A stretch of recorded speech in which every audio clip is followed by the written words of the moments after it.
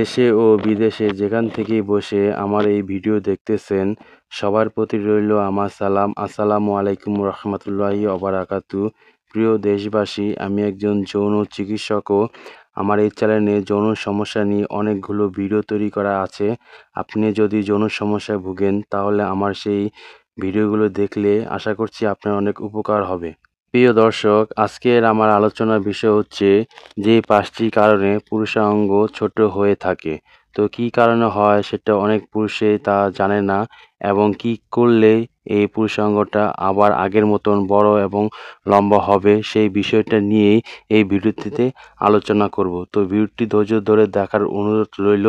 আজকে আমরা জানব যে 5টি কারণে পুরুষাঙ্গ ছোট হয়ে যায়। প্রথম কারণটা হচ্ছে জেনেটিক কারণ, অর্থাৎ বংশগতভাবে কারণ।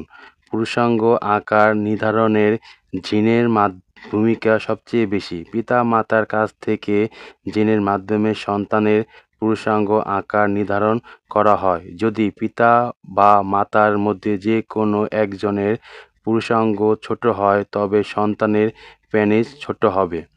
দ্বিতীয় কারণ হচ্ছে হরমোনের অভাব। পুরুষের পুরুষাঙ্গ বৃদ্ধিতে টেস্টোস্টেরন হরমোনের ভূমিকা অনেক বেশি। হরমোনের ঘাটতি থাকলে পুরুষাঙ্গ ছোট হয়। সুতরাং হরমোন বৃদ্ধি করার জন্য বেশি বেশি করে পুষ্টিকর খাবার খেতে হবে এবং নিয়মিতই খেতে হবে।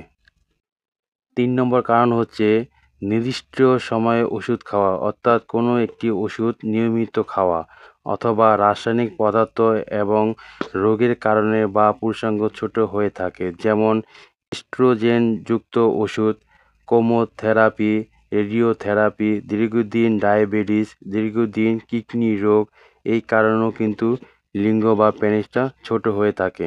4 নম্বর কারণ হচ্ছে হস্তমৈথুনের কারণে।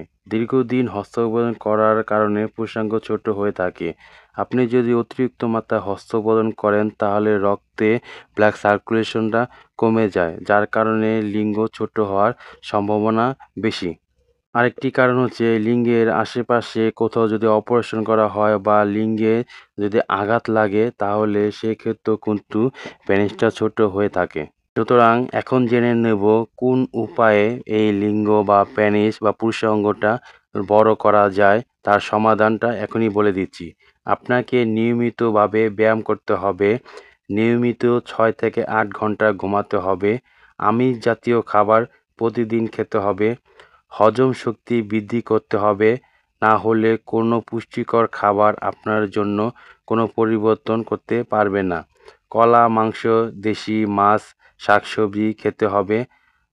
রাতে শোয়ার আগে অশ্বগন্ধা ও জিঙ্ক সমপরিমাণ নিয়ে রাতে খাওয়ার পর দুধ ও মধু মিশিয়ে খাবেন। সুতরাং ভিডিওটি যদি ভালো লেগে থাকে তাহলে চ্যানেলটিকে সাবস্ক্রাইব করে ভিডিওটি লাইক করে দিবেন। আসসালামু আলাইকুম রহমতুল্লাহি ওয়া বারাকাতুহু।